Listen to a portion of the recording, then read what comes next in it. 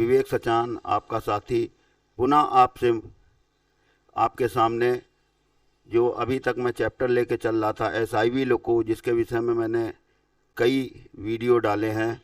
इसी कड़ी में आज मैं SIV लोको में जो एक्सटर्नल फॉल्ट लैंप जलती है और एक्सटर्नल फॉल्ट आता है उसकी किस प्रकार आप ट्रबल शूटिंग करेंगे उसका मैं विस्तार पूर्वक आपको समझाऊंगा। SIV लोको में एक्सटर्नल फॉल्ट आने पर क्या कार्रवाई करेंगे और आपको कैसे पता चलेगा कि एक्सटर्नल फॉल्ट आई है।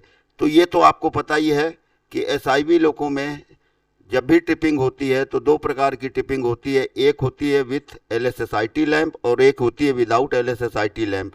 अगर विथ LSSIT लैंप है तो इससे आपको पता चल जाता है कि जो ट्रबल आई है वो SIV लोको में इंटरनल फॉल्ट या एक्सटर्नल फॉल्ट की वजह से आई है।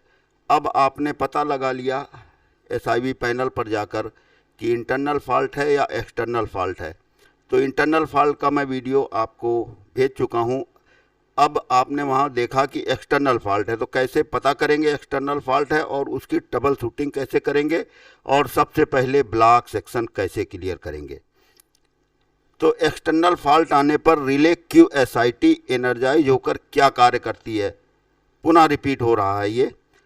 नंबर 1, QSIT का जो NOI है वो लैंप LSSIT पर लग जाएगा, उसके सर्किट पर लग जाता है, जिससे लैंप LSSIT जो है पायलट लैंप में जल जाता है। पायलट लैंप जहाँ लगे हैं वहाँ सबसे आखिरी लैंप दाहिने हाथ में नीचे LSSIT का लैंप है वो जल जाएगा और ये आपको सूचना दे देगा कि इंटरनल या एक्सटर्नल फॉल्ट आई है थ्रू रिले QSIT।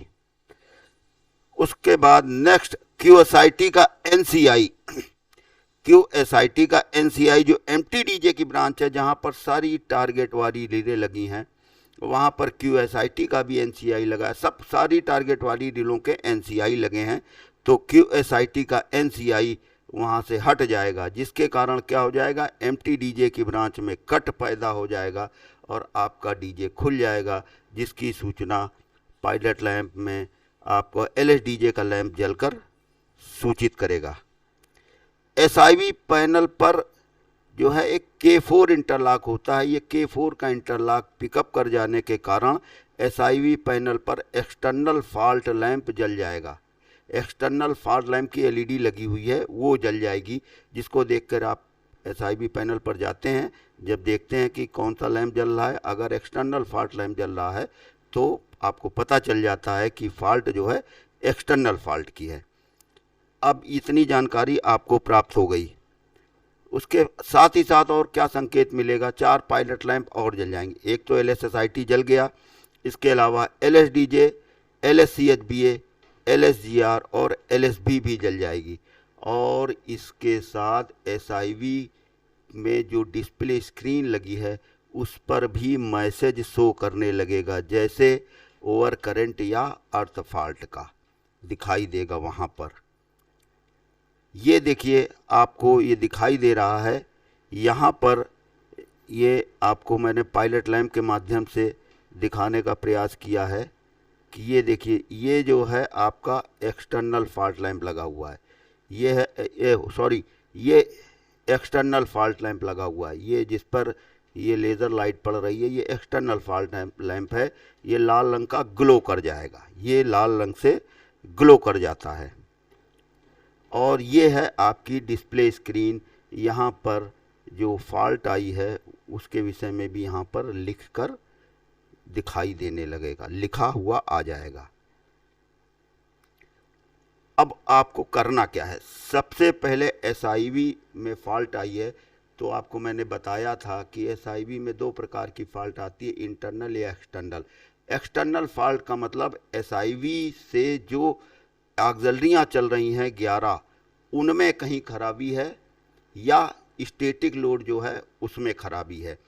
तो कहाँ खराबी हो सकती है, आप देख रहे हैं कि स्टैटिक ऑक्सिलरी में खराबी हो सकती है। स्टैटिक ऑक्सिलरी कौन सी होती है, cab heater, cab fan, notch repeater, walkie talkie charger, इसमें किसी में खराबी हो सकती है। या SIV के साथ 5 ऑक्सिलरी अपने आप चल जाती हैं, आपको पता है, MVSI1, MVSI2, MVSL1, MVSL2 और MPH। इनमें खराबी हो सकती है। इसके अलावा कहाँ हो सकती है? SIV से जो ऑक्सिलरी चलती हैं, 6 ऑक्सिलरीज वो हैं जो कॉन्टेक्टर वाली हैं, यानी कि कौन सी? CP1, CP2, CP3 और MVMT1, MVMT2 और MVRH। यहाँ पर भी खराबी हो सकती है। इसके अलावा कॉन्टेक्टर पैनल में जांच करेंगे, यहाँ पर खराबी हो सकती है, यानी यहाँ कहीं ओवर करंट या अर्थ फॉल्ट हुआ है। इन सभी का गहन निरीक्षण करेंगे कि कहीं स्मोक, स्मेल या फायर तो नहीं है। इसमें स्मेल, स्मोक या फायर तो नहीं है। इसको आप जब कॉरिडोर इंस्पेक्शन करेंगे और ये सारी जगहों का निरीक्षण करेंगे तो आप देखें कि कहीं इस तरीके की तो आपको दिखाई नहीं दे रहे हैं इसके लक्षण। अगर ऐसा है तो उस ऑक्सिलरी को आइसोलेट करेंगे, TLC को सूचित करेंगे। आपने चेक कर लिया और पाया सब कुछ सामान्य है, तो अब रिले QSIT को रीसेट करेंगे नियमानुसार। पहले भी आपको बताया था रीसेट करने का तरीका। नंबर 1, रीसेट बटन लगा हुआ है। रीसेट बटन जो लगा हुआ है, ये देखिए, ये रीसेट बटन लगा हुआ है। इस रीसेट बटन को प्रेस करेंगे 10 सेकंड से अधिक समय के लिए। अगर यहाँ से सफलता मिल जाए बहुत बढ़िया है, अगर यहाँ से सफलता नहीं मिलती है तो फिर आपको क्या करना पड़ेगा? आपको IP कटआउट का को बंद कर HBA को 10 सेकंड के लिए 0 पर करना पड़ेगा। और दोनों ही कंडीशन में जिससे भी सफलता मिल जाए, रिले QSIT डी एनर्जाइज हो जाएगी, लैंप LSSIT बुझ जाएगा। और अगर QSIT रिले टारगेट वाली है तो उसके टारगेट को भी रीसेट करेंगे, टारगेट को भी रीसेट करेंगे। इतनी चीज़ें आपने करनी है। सबसे पहले आपने लैंप LSSIT बुझाना है रिले QSIT को डी एनर्जाइज करके, और अगर टारगेट वाली है तो टारगेट को रीसेट करना है। यदि रीसेट बटन से सफलता ना मिले या ना लगा हो तो IP का बंद कर HBA को 10 सेकंड के लिए 0 करें। QSIT का डी एनर्जाइज होना व लैंप LSSIT का बुझना देखेंगे। अब यदि ओवर करंट की वजह से ये प्रॉब्लम आई है और आपने लैंप LSSIT बुझाया, और हो सकता है कि आप उसके बाद बुझाने के बाद DJ बंद करने का प्रयास करें। अगर ओवर करंट की जो क्षणिक फॉल्ट थी रिमूव हो गई होगी तो DJ क्लोज हो जाएगा, तो आप गाड़ी कार्य करें। लेकिन अगर अर्थ फॉल्ट होगा तो हो सकता है DJ बंद हो जाए और पुनः थोड़ी देर बाद खुल जाए। तो ऐसी स्थिति में यदि आपकी गाड़ी ब्लॉक सेक्शन में है तो पहला कार्य आपको करना पड़ेगा क्या? ब्लॉक सेक्शन साफ करना है। और ब्लॉक सेक्शन के साफ करने के लिए SIV लोको में ये एक बहुत अच्छी सुविधा दी गई है कि आप ब्लॉक सेक्शन साफ कर सकते हैं, और इसको कहते हैं ELD करने का तरीका। ELD यानी अर्थ लीकेज डिटेक्टर। ये एक स्विच लगा है, पुश बटन लगा हुआ है, इसके द्वारा आप ब्लॉक सेक्शन साफ कर सकते हैं। तो अब ELD करने का तरीका आप देख लें किस प्रकार ELD करेंगे। नंबर 1, रिले QSIT को रीसेट करेंगे, तरीका आपको बता दिया। उसके बाद स्विच पैनल, जहां सारे स्विच लगे हैं वहां पर आप स्विच लगा हुआ है HSIV।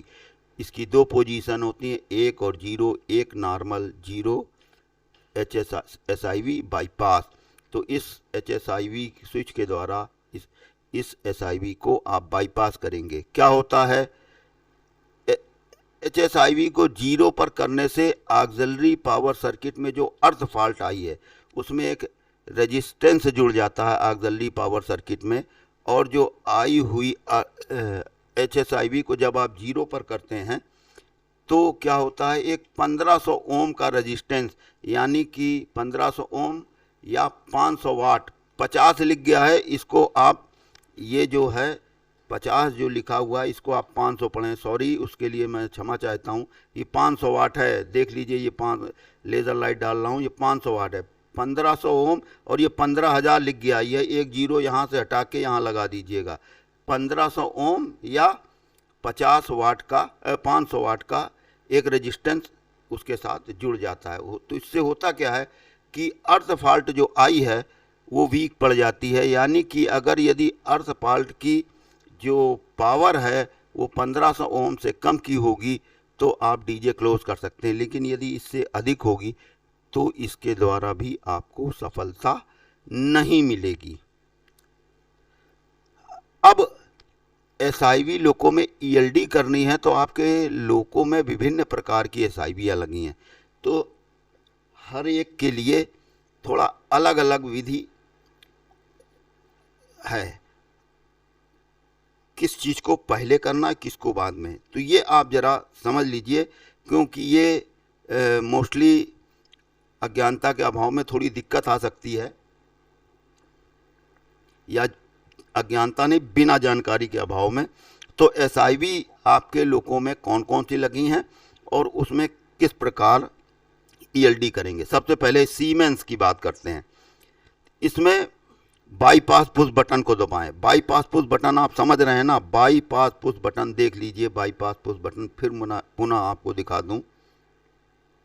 ये देखिए, ये जो लगा हुआ है अर्थ फॉल्ट बाईपास, यहाँ पर कहीं ये लिखा अर्थ फॉल्ट बाईपास, कुछ में लिखा होगा ईएलडी खाली लिखा होगा, या कुछ में लिखा होगा सिर्फ बाईपास। तो ये लाल रंग का पुश बटन है, ये अर्थ फॉल्ट बाईपास बटन है, इसको आपको दबाना है। कब दबाना है, ये हर का अलग अलग सिस्टम है। तो सीमेंस की बात कर रहा हूँ, बाईपास पुश बटन को एसआईवी पैनल पर दबाएं, और साथ में बाईपास लैंप लगा हुआ है, बाईपास लैंप एक लगा हुआ है, वो भी आप देख लीजिए। ये आपका अर्थ फॉल्ट बाईपास लैंप लगा हुआ है, ये लाल रंग का देखिए, अर्थ फॉल्ट बाईपास का ये लैंप लगा हुआ है। कहीं पर बाईपास लैंप लिखा होगा, कहीं ईएलडी लैंप लिखा होगा किसी में, और जैसे यहाँ लिखा हुआ अर्थ फॉल्ट बाईपास लैंप। तो इसको आपको तब तक दबाना है यदि ये लैंप पहले से बुझा है तो जल न जाए, और कुछ लोगों रेयर ऐसे हैं जिनमें नॉर्मल पोजीशन में ये जलता रहता है। तो इस बटन को आपको तब तक दबाना है जब तक कि ये बुझ ना जाए, यानी जल रहा है तो बुझाएं और बुझा है तो जला दें।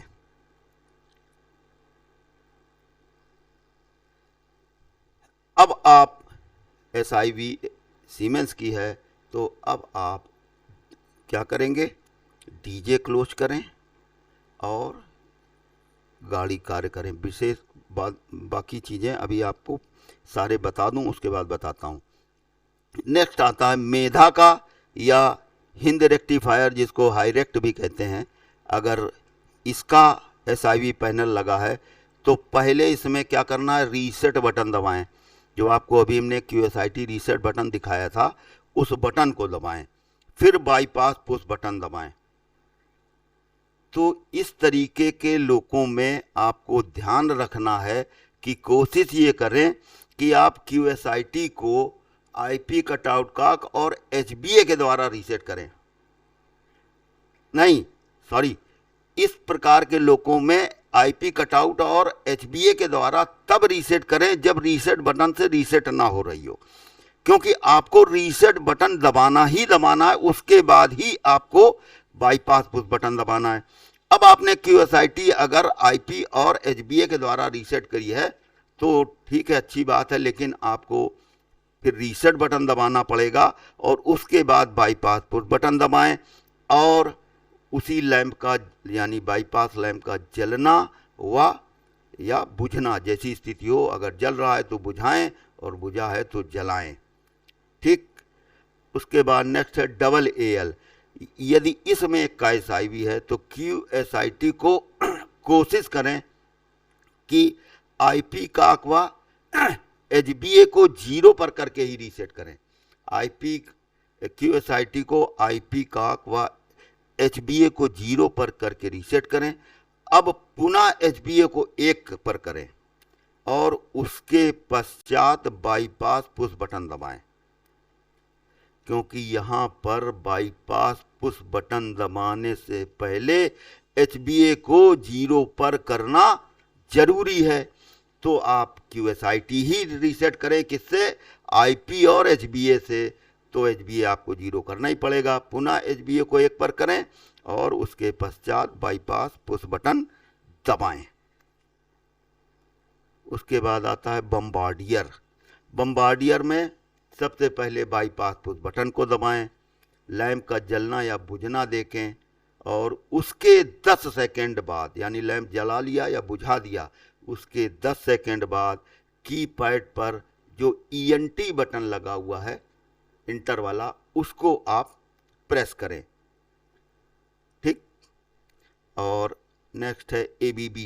इसमें भी आपको पहले बाईपास पुश बटन दबाना है, उसके पश्चात कीपैड पर ओके का जो बटन है उसको 10 सेकंड तक दबाए रखना है। इस प्रकार आपने क्या किया? इतने मेक के लोगों में ELD करने के लिए लोगों को तैयार कर दिया। हर मेक का अलग अलग तरीका है जो मैंने अलग अलग आपको समझाने का प्रयास किया। अब आपका लोको ELD के लिए तैयार है। अब क्या करना है? अब अर्थ पार्ट बाईपास हो चुकी है, तो अब आप लोको एनर्जाइज करें और 45 मिनट के अंदर ब्लॉक सेक्शन क्लियर कर दें। ब्लॉक सेक्शन ही क्लियर करिएगा, आगे मत बढ़ने का प्रयास करिएगा। ब्लॉक सेक्शन क्लियर करें, अन्यथा क्या होगा? 45 मिनट पूरे होने पर SIV फ्रीज हो जाएगा, वह लोको फेल हो जाएगा। लोको फेल हो जाएगा। इस वजह से 45 मिनट से पहले ब्लॉक सेक्शन क्लियर करें और जब ब्लॉक सेक्शन क्लियर हो जाए अब आप ट्रबल शूटिंग करें। तो ब्लॉक सेक्शन क्लियर कर किस प्रकार से ट्रबल शूटिंग करेंगे? नंबर 1, ब्लॉक सेक्शन क्लियर कर लिया आपने, खड़े हो गए, TLC को बता ही चुके हैं। अब DJ खोलें, पेंटो झुकाएं, IP काक को बंद करें, HBA को 0 पर करें, स्विच HSIV जिसको आपने 0 पर कर दिया था पुनः 1 पर करें। अब इसके पश्चात HBA को पुनः 1 पर करें, क्योंकि अगर आपने HBA को 0 पर किए बिना स्विच HSIV को 0 से 1 पे कर दिया तो वो सर्विस में नहीं आएगा। HSIV को 1 से 0 तो आप विदाउट HBA कर सकते हैं, लेकिन 0 से 1 यानी सर्विस में लाने के लिए HBA को 0 पर करना अति आवश्यक है। तो 0 पर करके HSIV स्विच को 1 पर करें। अब उसके बाद पुनः HBA को 1 पर कर IP का खोल दें। अगर रिले की SIT ट्रिप कर गई हो या ट्रिप हो तो उसको नियमानुसार रीसेट कर लें। अब ट्रबल शूटिंग निम्न प्रकार करेंगे। नंबर 1, स्विच HRAVT को 0 पर करें। HRAVT एक स्विच लगा हुआ है। HRAVT स्विच जो है किस किस चीज़ के काम आता है? Number 1, cab heater, number 2, cab fan, number 3, नाच रिपीटर और नंबर 4, वॉकी टाकी चार्जर। इस स्विच की 4 पोजीशन होती हैं, 0, 1, 2 और 3। किस स्विच पर क्या स्थिति रहती है आप देखिए। 0 पर कैब हीटर काम से अलग, कैब फैन काम से अलग, नाच रिपीटर काम से अलग, वॉकी टाकी चार्जर काम से अलग, यानी कि सब कुछ काम से अलग अगर ये स्विच 0 पर है।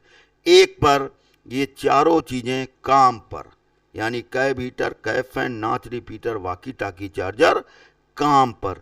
अगर इस स्विच को 2 पर कर देंगे तो सिर्फ और सिर्फ कैब हीटर काम से अलग होगा, कैब फैन, नाच रिपीटर, वॉकी टाकी चार्जर काम पर रहेगा। और इस स्विच को पोजीशन 3 पर कर देंगे तो कैब हीटर, कैब फैन काम से अलग, नाच रिपीटर काम पर और वॉकी टाकी चार्जर भी काम से अलग, यानी कि 3 पर करने पर कैब हीटर, कैब फैन और वॉकी टाकी चार्जर काम से अलग हो जाएगा, सिर्फ और सिर्फ नाच रिपीटर काम पर रहेगा। तो अब आपके लोगों में चूंकि अभी बताया कि एक्सटर्नल फॉल्ट लैंप जला है तो सर्वप्रथम आप HRAVT को उठा के 0 पे कर दें, यानी कि चारों चीज़ें आपने काम से अलग कर दी। अब आप DJ बंद करें, यदि बंद हो जाए तो गाड़ी काम करें और बारी बारी से HRAVT द्वारा एक एक को नॉर्मल करें। जिसको नॉर्मल करने पर ट्रिपिंग हो जाए उसको आइसोलेट कर दें और बाकी को नॉर्मल कर कार्य करें। लेकिन अगर हीटर का केस है तो हीटर के केस में आपने हीटर तो बाईपास कर दिया, लेकिन साथ ही हीटर का स्विच BLRA को भी आपको ऑफ करना पड़ेगा और साथ ही हीटर का फ्यूज CCRA भी निकालना पड़ेगा। ध्यान रखिएगा, हीटर के केस में आपको स्विच BLRA भी ऑफ करना पड़ेगा और फ्यूज CCRA भी आप रिमूव करें। और कुछ लोगों में जो कैब फैन है उसके लिए एक स्विच दिया हुआ है HTFVT, अगर ये लगा हो तो इसके लिए क्या आपको करना है, HTFVT की दो पोजीशन होती है, 0 पर TFVT आइसोलेट और 1 पर TFVT काम पर। तो यदि ये स्विच लगा हो तो आप फ्यूज इसका होता है CCVT को भी आप निकालें और स्विच जो HTFVT है उसको भी 0 पर कर दें। यदि सफलता ना मिले, यदि सफलता नहीं मिल रही है तो अब आपको आगे की कार्रवाई करनी है। क्या आप BLCP और BLVMT को ओपन कर दें। इनको ओपन कर दें तो क्या हुआ, आपने 6 ऑक्सिलरीज आपने बाईपास कर दी। कौन कौन सी, MCP1, MCP2, 3 CP वाला है तो MCP3, MVMT1, MVMT2, MVRH। अब बची कौन कौन सी आपके पास, आपके पास बची 5 auxiliary, MVSI1, MVSI2, MVSL1, MVSL2, MPH और HCHBA। अब DJ बंद करें। आपने BLCP BLVMT को खोल दिया, DJ बंद कर दें, बंद करें। अगर ट्रिपिंग हो गई तो ये जो 5 है ना, इन्हीं में ही प्रॉब्लम है, क्योंकि यही तो 5 सर्विस में हैं। तो अगर इनमें ट्रिपिंग, इस मतलब DJ बंद करें और ट्रिपिंग हो गई तो, या DJ नहीं बंद हो रहा तो खराबी इसी में है। तो क्या करेंगे, BLCP और BLVMT को तो क्लोज कर लें। स्विच HSIV1 और HVSI1 और HVSI2, HVSL1, HVSL2, HPH और HCHBA को 0 पे कर दें। BLCP BLVMT को आपने ऑन कर दिया, ये सर्विस में आ गए, क्योंकि आपने पता कर लिया ना कि नीचे जो दी हुई हैं लाल से, इनमें ही खराबी है। तो अब इनके स्विचों को 0 पे कर दें और क्या करें, DJ बंद करें और बारी बारी से नॉर्मल करें। 20 सेकंड का इंतज़ार करें और उसके बाद बारी बारी से प्रत्येक को नॉर्मल करें।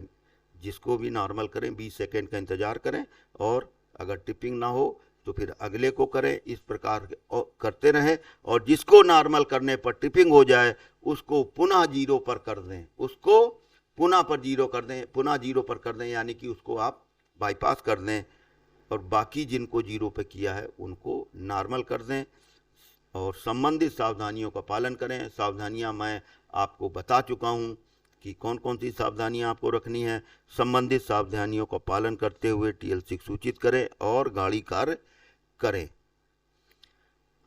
अब अगर ट्रिपिंग नहीं हुई, दो कंडीशन थी ना कि आपने BLCP BLVMT को खोल दिया था, आपने क्या किया, DJ बंद किया, ट्रिपिंग हो गई या DJ बंद नहीं हुआ, तब आपको ये करना है। लेकिन आपने BLCP BLVMT को खोल दिया था, DJ बंद किया, DJ बंद हो गया, ट्रिपिंग नहीं हुई, तो सबसे पहले BLCP को क्लोज करें और BLCP को क्लोज करने के 5 सेकंड बाद ट्रिपिंग हो जाए तो आप HCP की पोजीशन बदल कर आप CP बदलें। यानी किसी CP में प्रॉब्लम है तो अब आप बारी बारी से CP को चेंज करके डबल शूटिंग करें। यदि ट्रिपिंग नहीं हुई, BLCP ऑन कर दिया लेकिन ट्रिपिंग नहीं हुई तो क्या करें, BLVMT को ऑन करें, यानी BLVMT को क्लोज कर दें और BLVMT को क्लोज करने के बाद ट्रिपिंग हो गई, यानी कि खराबी है कहाँ, MVMT1, MVMT2, MVRH, इनमें किसी में। तो आप HVMT1, HVMT2 और HVRH को 0 पर करें, DJ बंद करें। वही तरीका बारी बारी से नॉर्मल करें मतलब 20 सेकेंड का गैप देके नॉर्मल करें, और जिसको नॉर्मल करने से टिपिंग हो जाए उसको पुनः आइसोलेट कर बाकी को नॉर्मल कर दें। ठीक, संबंधित सावधानियों का पालन करें, संबंधित सावधानियों का पालन करें। यदि अभी भी सफलता नहीं मिलती तो एसआईवी से जितने आउटपुट लोड हैं, headlight, marker light, flasher light, मतलब जितने भी लोड हैं, cab light, machine room light, सारी आइसोलेट करें, पुनः प्रयास करें, और अभी भी सफलता नहीं मिल रही तो टीएलसी को सूचित करें। मुझे आशा ही नहीं पूर्ण विश्वास है कि जिस प्रकार आप लोगों का प्यार मुझको मिल रहा है उसको ही ध्यान में रख के मैं वीडियो बनाता हूं, और मुझे लगभग उम्मीद है कि आपको मेरा ये वीडियो भी पसंद आएगा, और मैंने आपको समझाने का प्रयास किया है तो आपको समझ में भी आया होगा। जहाँ कहीं भी आपको कोई कमी नज़र आए तो आप मुझे बताया करें, मैं उसमें और सुधार करने का प्रयास करूँगा। और आप साथ ही साथ मेरे चैनल को आप लाइक करें, सब्सक्राइब करें, अधिक से अधिक देखें। प्लेलिस्ट में जाकर आप जिस वीडियो को देखना चाहते हैं उस वीडियो को देखें। तो इसी के साथ मैं आपसे विदा चाहता हूं। धन्यवाद साथियों। कितनी देर का? छोटा ही हो गया होगा।